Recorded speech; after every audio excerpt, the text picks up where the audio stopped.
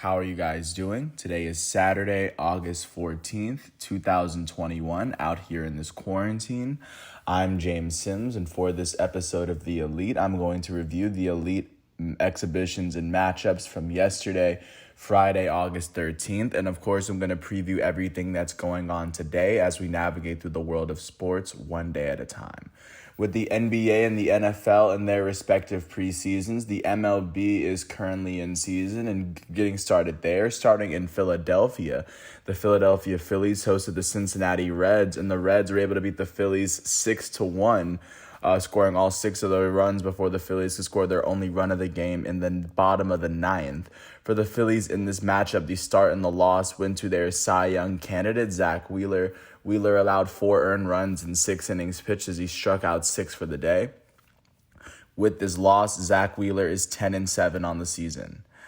In the Phillies batting lineup, the only player with more than one hit was their shortstop Didi Gregorius. He went 2 for 4 with an RBI.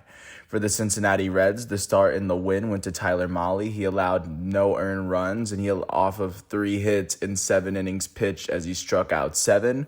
With this win, Mahle is 10-3 on the season, and the Reds batting lineup, their left fielder Tyler Naquin will go 2 for 4 with a run. And then their catcher, Tucker Barnhart, will go 2 for 4 with a run. Additionally, their first baseman, Joey Votto, will go 1 for 4 with 3 RBIs and a run as he hit his 26th home run of the season, as he's currently on a hot streak at the moment. With this win, the Cincinnati Reds are now 63-54. That is the second best record in the National League Central. They've won their last 2 games, and they've won 7 of their last 10. They currently trail the Milwaukee Brewers by 7.5 games in the division, and they currently trail the San Diego Padres by 2.5 games for the second wild card spot in the National League. With this loss, the Philadelphia Phillies are now 60-56. They are now tied with the Atlanta Braves for the best record in the National League East. They've lost 3 of their last 10, as alongside the Atlanta Braves, they sit half a game ahead of the third-place New York Mets. And also alongside the Atlanta Braves, they are holding on to they're both tied for the 3rd seed in the National League playoff picture, as they both are trailing the San Francisco Giants out west and the Milwaukee Brewers, who currently lead the National League Central. So that's what the playoff picture is looking like. Jumping out to our nation's capital, the Washington Nationals hosted the Atlanta Braves, as the Braves were able to tie the Phillies at the top of the division, beating the Nationals 4-2 after the Nationals scored the first 2 runs of the game. For the Nats in this matchup, the start and the loss was given to Josiah Gray. Josiah Gray allowed 3 earned runs in 6 innings pitched as he struck out 6. With this loss, Josiah Gray is 0-1 on the year. In their batting lineup, their shortstop on the day, Alcides Escobar, would end up going 2 for 5 with a run. Their elite right fielder, Juan Soto, would go 2 for 3 with an RBI. And then the Nationals' second baseman, Luis Garcia, would end up going 2 for 3. For the Atlanta Braves, the start and the win was given to Charlie Morton. Morton allowed 2 earned runs off 6 hits in 6 innings pitched as he struck out 7. With this win, he's 11-4 on the season, and the save was given to Will Smith. Will Smith allowed no earned runs off of no hits in 1 inning pitch as he struck out 2. He would pick up his 24th save of the year. In the Braves batting lineup, their shortstop Dansby Swanson went 2 for 4 with an RBI and a run, as Dansby Swanson hit his 21st home run of the season. Also hitting his 21st home run of the season is infield mate, their elite second baseman Ozzie Albies would go 1 for 4 with an RBI and a run, as Albies hit his 21st home run of the season. Also, their catcher Travis d'Arnaud would end up going 2 for 4 with an RBI and a run, as d'Arnaud would hit his 3rd home run of the season. With this win, the Atlanta Braves are now 60-56. They are now tied with the Philadelphia Phillies for the best record in the National League East, as they've won 8 of their last 10 games. Alongside the Phillies, they now sit half a game ahead of the 3rd place New York Mets in the division, and they are holding on with the Phillies for the 3rd seed in the National League, sitting behind the Brewers of the Central and the San Francisco Giants out west. With this loss, the Washington Nationals are now 50-66. That is the 4th best record in the National League East. They've lost their last 5 games, and they've now lost 9 of their last 10. They now trail the Atlanta Braves and the Philadelphia Phillies by 10 games in the division at the moment. Jumping out to Fenway, the Boston Red Sox hosted the Baltimore Orioles from within their own division, and the Red Sox were able to pull off an 8-1 win, scoring 6 of those 8 between the second and fourth innings. For the Baltimore Orioles in this matchup, the start and the loss was given to Spencer Watkins. Watkins allowed 6 earned runs in 4 innings pitched as he struck out a batter. With this loss, Watkins is 2-4 on the year. In the Orioles batting lineup, the only player with more than 1 hit was their catcher, Pedro Severino, as he went 2-4. For the Boston Red Sox, the start and the win was given to Nick Pivetta. Pivetta allowed 1 earned run off of 3 hits and 6 innings pitched. He struck out 8 on the day. With this win, Pivetta is 9-5. And the save was given to their starting pitcher, Garrett Richards, as Richards allowed no earned runs and off of 4 hits and 3 innings pitched as he struck out 4 on the day. This would be Garrett Richards' first save of the season for Boston. And in the Red Sox batting lineup, their right fielder, Hunter Renfroe, will go 2-4 with an RBI and 2 runs. Renfroe would hit home run number 20 of the season. Their catcher, Kevin Plevecki, will go 2-3 with a run. Their center fielder, Jarren Duran, would end up going 2-4 with 2 RBIs and a run. And then at the same time, their first baseman, Bobby Dalbec, would go 3-4 with 3 RBIs and a run as he hit home run number 12. With this win, the Boston Red Sox are now 67-51.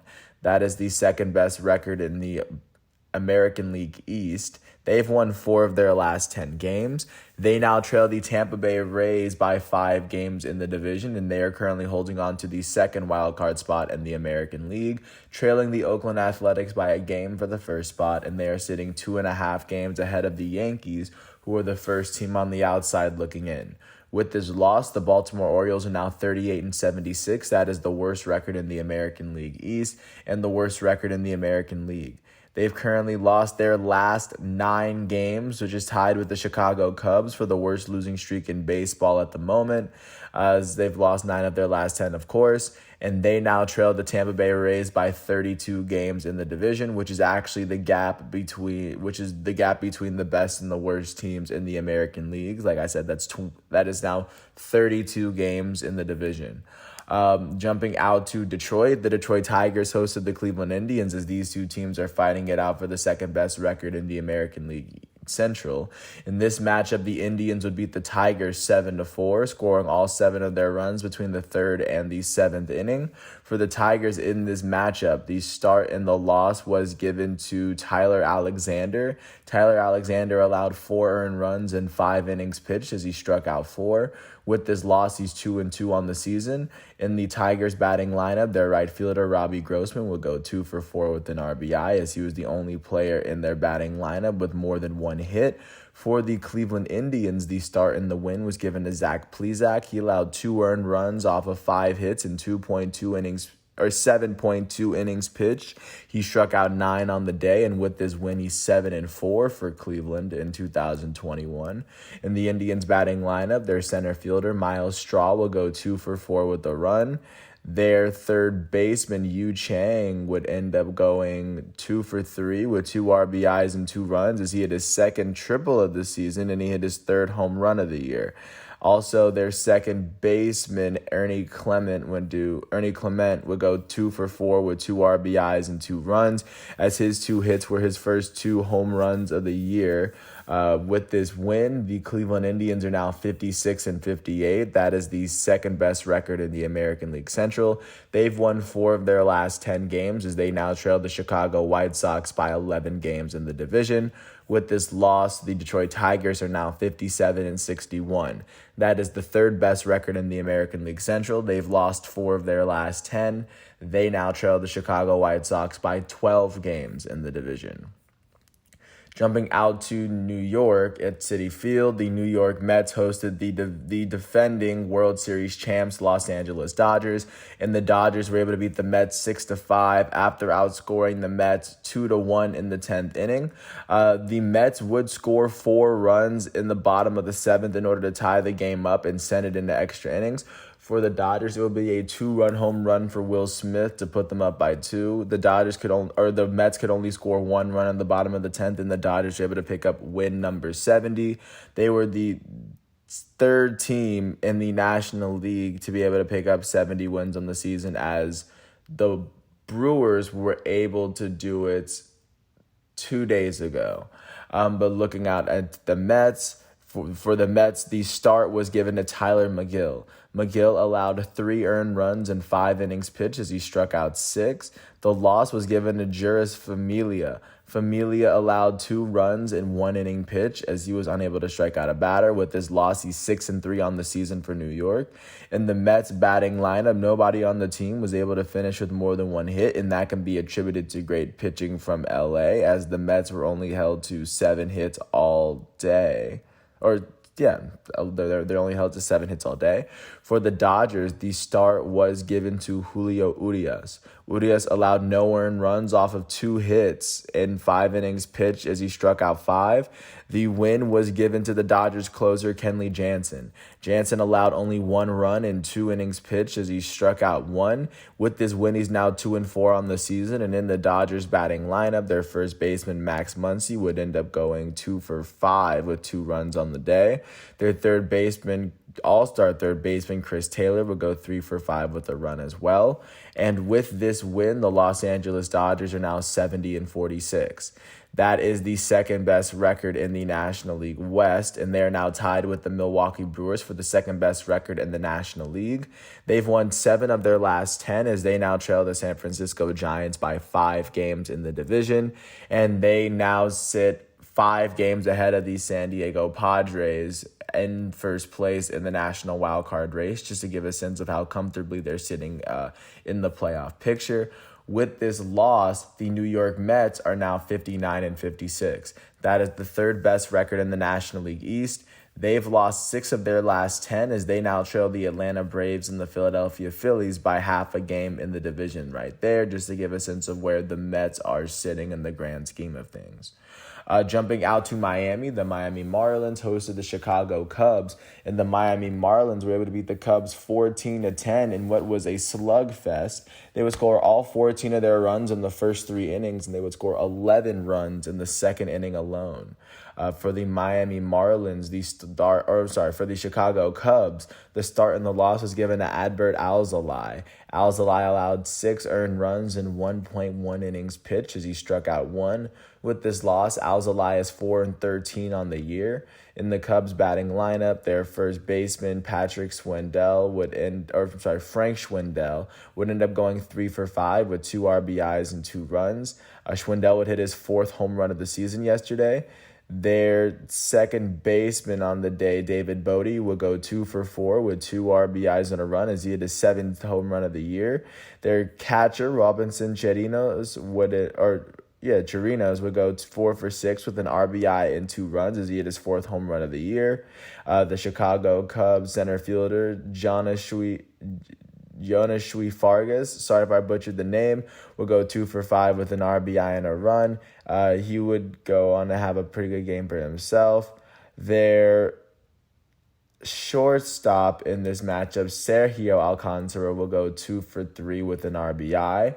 And for the Miami Marlins in this matchup, the start and the win was given to Jesus Luzardo, who he would allow 5 earned runs in 5 innings pitched as he struck out 6. With this win, he's 4-5 on the year for Miami. In the Marlins batting lineup, their shortstop, Miguel Rojas, would go 2 for 4 with 2 runs on the day.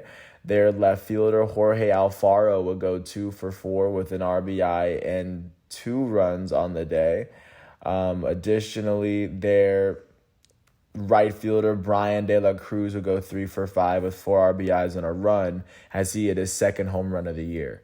With this win, the Miami Marlins are now 49-67. That is the worst record in the American League or in the National League East, as they've won their last 2 games. So they've won 4 of their last 10. They now trail the Atlanta Braves and the Philadelphia Phillies by 11 games in the division. And with this loss, the Chicago Cubs are now 52-66. That is the 4th best record in the National League Central. They've lost their last 9 games They are now tied with the Baltimore Orioles for the worst losing streak in all of baseball at the moment. They now trail the Milwaukee Brewers by 19 games in the division at the moment.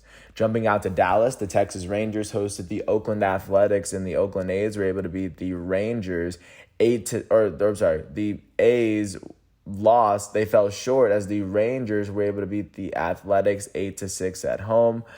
For the Athletics in this matchup, the start and the loss was given to Cole Irvin. Cole Irvin would go on to allow 5 runs in 5 innings pitched as he struck out 2. With this loss, Cole Irvin is 8-11 on the year. In the A's batting lineup, their designated hitter, Mitch Moreland, would go 2 for 4 with an RBI and a run as he had his first triple of the season. And then their right fielder, Seth Brown, would go 2 for 4 with 2 RBIs and a run. For the Texas Rangers in this matchup, the start was given to Dane Dunning. Dunning allowed 2 earned runs in 4.2 innings pitched as he struck out 4. The win was given to the Rangers' first relief pitcher, Dennis Santana. Santana allowed 2 earned runs in 1.1 innings pitched as he struck out 1. With his win, he's 2-2 on the season. The save was given to their closer, Joe Barlow. Barlow allowed no earned runs in 1 inning pitched as he struck out 1. He would pick up his first save of the year. In the Rangers batting lineup, their shortstop, Isaiah Kiner Falefa, would go 2 for 5 with a run. Their third baseman, Charlie Culberson, would go 2 for 3 with a run. Their first baseman, Nate Lowe, will go 2 for 3 with an RBI and a run. Their left fielder, Jason Martin, would end up going 2 for 4 with a run. And then the designated hitter, Yohel Pozo, would end up going 2 for 4 with 3 RBIs and a run as he would hit his first home run of the season for Texas. With this win, the Rangers are now 41-75. That is the worst record in the American League West, and that is the second worst record in the American League as a whole. They've only won 2 of their last 10 games, and they now trail the Houston Astros by 28.5 games in the division. With this loss, the Oakland Athletics are now 67-49. That is the second best record in the American League West, as they've only lost 2 of their last 10 games, just flipped opposite of the Rangers in that regard. They now trail the Astros by 2.5 games in the division, as they are holding on to the top American League wildcard spot, sitting 1 game ahead of the second place Boston Red Sox. And jumping out to Kansas City, the Kansas City Royals took on their in-state interleague rivals, the St. Louis Cardinals. And in this matchup, the Cardinals would blank the Royals 6-0, holding the Royals to only 5 hits all game. For the Kansas City Royals, the start and the loss went to Mike Minor. Mike Minor allowed 3 earned runs in 6 innings pitched as he struck out 7. With this loss, Mike Minor is 8-11 on the season. In the Royals batting lineup, their elite catcher, Salvador Perez, was the only player with more than 1 hit as he went 2 for 4. For the St. Louis Cardinals, the start and the win went to Jack Flaherty, their elite starting pitcher. He would allow no earned runs off of 2 hits in 6 innings pitched as he struck out 5. With this win, Jack Flaherty is 9-1 on the season. In the Cardinals batting lineup, their elite first baseman, Paul Goldschmidt, would go 2 for 4 with a run on the day. Their elite designated hitter, Nolan Arenado, would go 1 for 3 with 2 RBIs and a run as Arenado would hit home run number 23 of the season. Their future Hall of Fame catcher, Yadier Molina, would have a multi-hit game for himself as well as he went 2 for 4 with an RBI. With this win, the St. Louis Cardinals are now 59-56. That is the third best record in the National League Central. They've won their last 4 games, and they've won 6 of their last 10. They now trail the Milwaukee Brewers by 10.5 games in the division, just to give a sense of where the Cardinals are. With this loss, the Kansas City Royals are now 49-65. That is the worst record in the American League Central and the third worst record in the American League. They've lost their last 2 games. They've lost 6 of their last 10. They now trail the Chicago White Sox by 18 games in the division alongside the Minnesota Twins. Jumping out to Minnesota, speaking of the Twins hosted the Tampa Bay Rays, and the Rays were able to beat the Twins 10-4 as they were able to spread out their scoring onslaught from the first to the 7th inning. For the Minnesota Twins in this matchup, the start and the loss was given to Michael Pineda. Pineda allowed 4 earned runs in 2.2 innings pitched as he struck out 3. With this loss, Pineda is 4-8 on the season. In the Twins batting lineup, their left fielder Brent Rooker would end up going 4 for 5 with 2 RBIs and 2 runs, who did his 5th home run of the season. And then their first baseman Miguel Sano would go 2 for 4 with 2 RBIs. And additionally, their designated hitter Mitch Garver would end up going 2 for 3 with a run on the day. For the Tampa Bay Rays, the start in the win was given to Shane McClanahan. McClanahan allowed 3 runs in 5.1 innings pitched as he struck out 6. With this win, he's now 7-4 on the season, and the save was given to Evan Phillips. Evan Phillips allowed 1 earned run in 3 innings pitched as he struck out 2. This would be his very first save of the season. In the Tampa Bay Rays batting lineup, their second baseman Brandon Lau would go 2 for 5 with a run. Their elite designated hitter Nelson Cruz would go 2 for 4 with an RBI and 2 runs. Nelson Cruz would hit his 24th home run of the season. Their center fielder Kevin Kiermaier would go 2 for 5 with 3 RBIs and a run as he hit his 3rd home run of the season. And then their all-star catcher Mike Zunino would go 2 for 4 with an RBI and 2 runs. He would hit his 24th home run of the year. With this win, the Tampa Bay Rays are now 71-45. That is the best record in the American League West, and that's the best record in the American League as a whole. They've won their last 2 games, and they've won 7 of their last 10. They now sit 5 games ahead of the second-place Boston Red Sox in their division. They're holding on to the 1 seed in the American League as they sit ahead of the Astros out west and the Chicago White Sox leading the Central. With this loss, the Minnesota Twins are now 50-66. That is the 4th best record in the American League Central. They've lost 4 of their last 10 as they now trail the Chicago White Sox by 18 games alongside the Kansas City Royals. As the Twins have they've won and lost 1 more game than the Kansas City Royals at this point of the season. Jumping out to Anaheim, the Los Angeles Angels hosted the Houston Astros. The Astros were able to pull off a 4-1 win on the road as they scored all 4 of their runs in the 4th inning off of a grand slam from Kyle Tucker. For the Los Angeles Angels, the start and the loss was given to Patrick Sandoval. Sandoval would allow 4 earned runs in 4.2 innings pitched as he struck out 3. With this loss, he's 3-6 on the season. In the Angels batting lineup, nobody on the team would finish with more than 1 hit on the day. For the Houston Astros, the start and the win was given to Zach Greinke, former American League Cy Young winner. He would allow no earned runs in 7 innings pitches. He only allowed 2 hits. He struck out 7 batters in that 7-inning span. With this win, he's now 11-3 on the season. The save for Houston will go to Ryan Presley, as Presley allowed no earned runs and no hits in 1 inning pitch as he struck out a batter.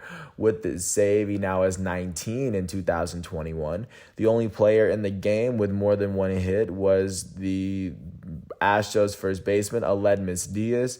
He would go 2 for 4 with a run. Kyle Tucker went 1 for 4 with 4 RBIs and a run as he hit his 22nd home run of the season.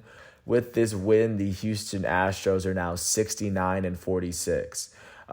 That they've won exactly 60% of their games. And with this win, they've now won their last 3 games, and they've won 5 of their last 10.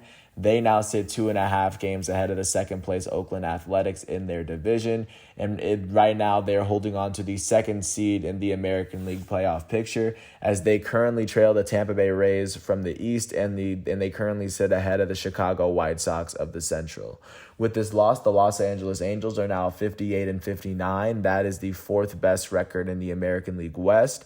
They've lost 5 of their last 10 games as they now trail the Houston Astros by 12 games in the division, just to give a sense of where the Angels sit at the moment. Jumping out to Phoenix, the Arizona Diamondbacks hosted the San Diego Padres, and the Diamondbacks would beat the Padres 3-2 in the bottom of the 9th thanks to a walk-off home run from Dalton Varsho.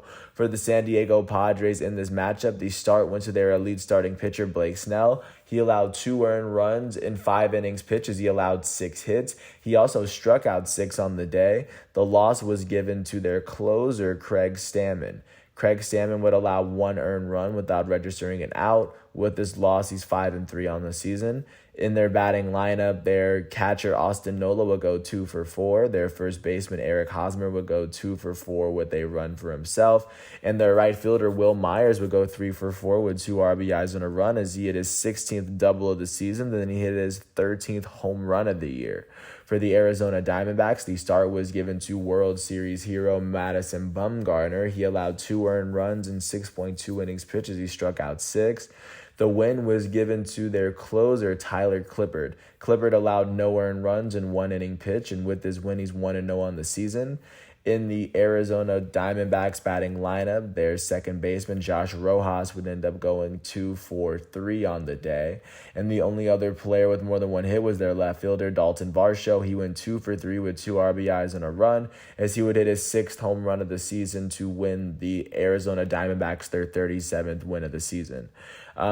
With this win, the Arizona Diamondbacks are now 37-80. That is the worst record in the National League West, the worst record in the National League, and the worst record in all of baseball. They've won their last 2 games, and they've won 4 of their last 10. And at the moment, they now trail the San Francisco Giants by 38.5 games in the division, and the Giants currently hold the best record in all of baseball, so that is what the gap is between the best and the worst teams in baseball. And if you're a Diamondbacks fan, I'm sorry if you have to hear that every time the Diamondbacks are playing. That just happens when you're just the worst team, and when you have the worst record in baseball, especially on this show.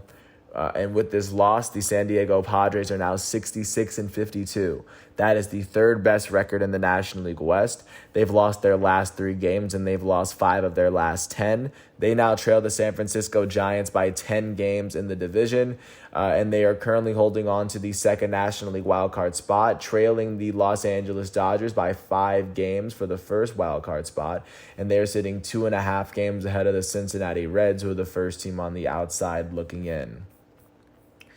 Jumping out to San Francisco, the San Francisco Giants, the current holders of the best record in baseball, hosted the Colorado Rockies and were able to put up a 5-4 win, scoring all 5 of their runs in the first 2 innings.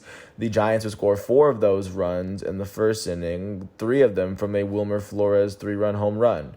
For the Colorado Rockies in this matchup, the start and the loss went to Austin Gomber. Gomber allowed 5 earned runs in 4 innings pitched as he struck out 2. He allowed all 5 of the runs that Colorado would allow on the day. He's now 9-7 on the season. In the Rockies batting lineup, their shortstop Brendan Rodgers would go 2 for 5. Their elite right fielder Charlie Blackmon would go 2 for 5 for himself. Their first baseman CJ Cron would go 3 for 5 with an RBI. And for the San Francisco Giants, the start and the win went to Anthony DeSclafani. DeSclafani allowed 2 earned runs in 5 innings pitched as he struck out 4. The save was given to their closer on the day, Zach Little. Zach Little allowed no earned runs in .1 inning pitch as he struck out 1, the only batter that he faced. That was his 2nd save of the year. In the Giants batting lineup, their center fielder, Austin Slater, would end up going 3 for 5 with 2 runs on the day. Their elite left fielder, Chris Bryant, would go 2 for 5. Their third baseman, Wilmer Flores, would go 2 for 4 with 3 RBIs and a run. He hit his 15th home run of the year. With this win, the San Francisco Giants are now 75-41. They are the first team to hit the 75-win threshold. They've won their last 6 games, which I actually think is the best winning streak in the National League and the best winning streak in all of baseball, and of course confirm that. They've won 8 of their last 10. They now sit 5 games ahead of the second place World Series defending World Series champs Los Angeles Dodgers in their division. They are holding on to the number 1 seed in the National League as they sit ahead of the Milwaukee Brewers, who are sitting on top of the Central, and they are sitting on top of the Braves and the Phillies, who are both sharing the top of the National League East at the moment. With this loss, the Colorado Rockies are now 51-65. That is the 4th best record in the National League West. They've lost their last 4 games, and they've lost 5 of their last 10. They now trail the San Francisco Giants by 24 games in the division, just to get a sense of where the Rockies are at the moment. And last but not least, jumping out to Seattle, the Seattle Mariners hosted the Toronto Blue Jays. And in this matchup, both teams would go into the bottom of the 9th tied at 2, and it would be a walk drawn by Jared Kelenic that would win the Mariners their 62nd game of the season, especially when both these teams are in the same spot fighting for a playoff spot, for wild card positioning. For the Toronto Blue Jays in this matchup, the start was given to Robbie Ray. He allowed 2 earned runs in 7 innings pitched as he struck out 8. The loss was given to their second relief pitcher on the day, Adam Cimber, as he was the pitcher that gave up the walk. He allowed 1 earned run in .2 innings pitched as he struck out a batter. Brad Hand gave up the walk. Cimber gave up the run. The run that got on was given up. He was on base because of Cimber. With this loss, Cimber is 2-4 on the year. And for the Seattle Mariners, the start was given to Chris Flexen. Flexen allowed 2 earned runs in 6 innings pitched as he struck out 3. The win was given to the Mariners closer, Drew Steckenrider. He allowed no earned runs in 1 inning pitch as he only allowed 2 hits. With this win, Steckenrider is 5-2 on the year for Seattle. In the Mariners batting lineup, their first baseman Ty France would go 2-for-4 as he was the only player with more than 1 hit. Their catcher Todd Murphy would go 1-for-3 with 2 RBIs and a run as he hit his 9th home run of the season. With this win, the Seattle Mariners are now 62-55. That is the 3rd best record in the American League West. They've won their last 3 games. They've won 5 of their last 10. They now trail the Houston Astros by 8 games in the division. They now trail the Boston Red Sox by 4.5 games in the wild card race, as they are the 3rd team on the outside looking in, trailing the New York Yankees and the Toronto Blue Jays. And with this loss, the Toronto Blue Jays, speaking of, are now 62-53. That is the 4th best record in the American League East. They've lost their last 2 games, and they've lost 4 of their last 10. They now trail the Tampa Bay Rays by 8.5 games in the division, as they now sit 3.5 games behind the Boston Red Sox for the 2nd American League wildcard spot. They are the 2nd team on the outside looking in, behind the New York Yankees, who are also from their own division. So that is what the MLB is looking like, especially record-wise, following yesterday's matchups. Looking forward to what's going on today, as today is Saturday, so it's going to be action-packed, full of day of baseball. At 2:30, it will be the first game of the doubleheader between the Pittsburgh Pirates and the Milwaukee Brewers in Pittsburgh and PNC Park. In Game 1, Bryce Wilson's going to start for Pittsburgh, and Brett Anderson's going to take the mound from Milwaukee. Brett Anderson enters this matchup with a 4-5 record, holding a 3.54 ERA. In the second game of this doubleheader, Mitch Keller is going to take the mound for Pittsburgh, and Aaron Ashby is going to start for the Milwaukee Brewers. At 4:05 on Fox Sports 1, Matt Moore and the Philadelphia Phillies are going to host Luis Castillo and the Cincinnati Reds. At 4:10, Chris Sale, the elite starting pitcher for the Boston Red Sox, is going to make his long-awaited debut after a couple of years of injury. He's going to host Jorge Lopez and the Baltimore Orioles. Of course, that's going to be a big game, a well-anticipated debut in Fenway Park. At 6:10, Zach Thompson and the Miami Marlins are going to host Zach Davies and the Chicago Cubs. Zach Thompson enters this matchup with a 2-5 record alongside a 3.09 ERA. At 6:10, Willie Peralta and the Detroit Tigers are going to host the Cleveland Indians. Willie Peralta's coming into this matchup holding a 3-2 record, holding a 3.48 ERA. At 7:05, Jordan Lyles in the Texas Rangers are going to host James Kaprielian in the Oakland Athletics. James Kaprielian enters this matchup with a 6-4 record alongside a 3.22 ERA. At 7:10, the New York Mets, who are currently competing for the top of the National League East, are going to walk out Taijuan Walker as they host the defending World Series champs LA Dodgers, led by their elite starting pitcher Walker Buehler, as they are holding on to the top National League wildcard spot. Walker Buehler enters this matchup with a 12-2 record, holding a 2.13 ERA. Taijuan Walker enters this matchup with a 7-7 record, holding a 3.89 ERA.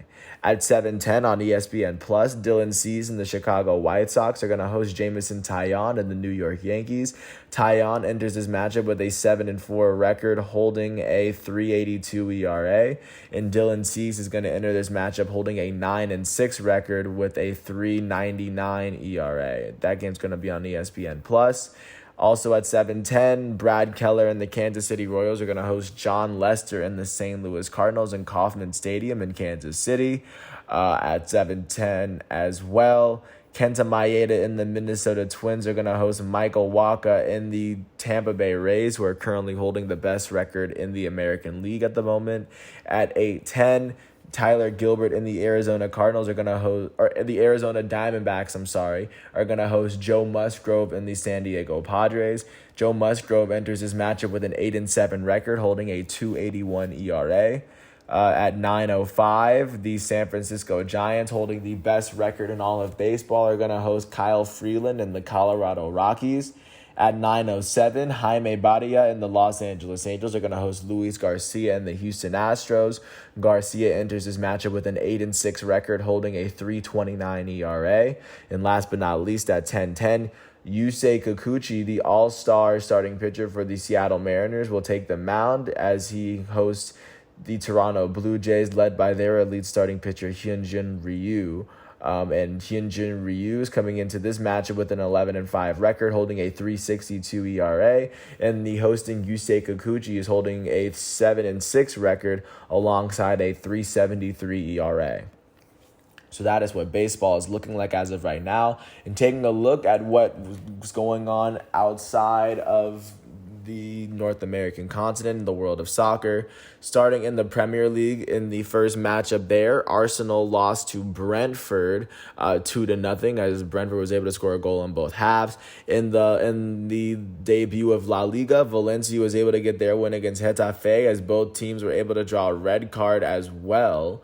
And in the Bundesliga debut, the reigning Bundesliga champs Bayern Munich were able to draw against Borussia Mönchengladbach after Gladbach got the first goal of the game in the first 10 minutes from Alessandro Plie, and then Bayern will get their first goal of their season from their elite Polish striker, the Bundesliga goals or single season record holder for goals in a season, Robert Lewandowski. But right now, Mönchengladbach and Bayern are sitting at the top of the German table for right now, just because they're the only two teams that have played. Same with Valencia sitting on top of La Liga right now, and Brentford sitting on top of the Premier League. And then taking a glance to what's going on today. Starting off in the Premier League, Manchester United is going to host Leeds United at 7:30. Chelsea, the reigning Champions League winners, are going to face off against Crystal Palace. At the same time, looking out at La Liga, Real Madrid's going to have their debut of the season as they face off against Alaves at 4:00 p.m. Eastern Standard Time. In the Bundesliga, Borussia Dortmund is going to get their start against Eintracht Frankfurt at 12:30. So, of course, that's going to be what's going on there. And then in Ligue 1, PSG is going to have their they're going to have their second matchup of the season after they drew their first matchup. They're going to face off against Strasbourg at 3:00. So, of course, that's a lot to look forward to as we navigate through this world of sports one day at a time. And as soon as today's matchups and exhibitions are done, I will come back tomorrow on Sunday, August 15th, for another installment of The Elite. And until then, I want to thank everyone for listening to this piece. I want to thank everyone for their patience and just waiting just waiting. I want to thank the MLB, ESPN, FIFA websites for giving me the facts and figures that I needed for this episode. And of course, I apologize if I butcher any names on this. Of course, I'm trying to get better with this every single day as I go. But with that said, I want to thank everyone for listening to all 38 minutes. Once again, today is Saturday, August 14th, 2021. I'm James Sims. This is The Elite. And once all of today's exhibitions and matchups are done, I'll be ready to come back for tomorrow. So once again, thanks for listening to my piece. I hope all is well and peace out. I'll catch you again with another episode tomorrow.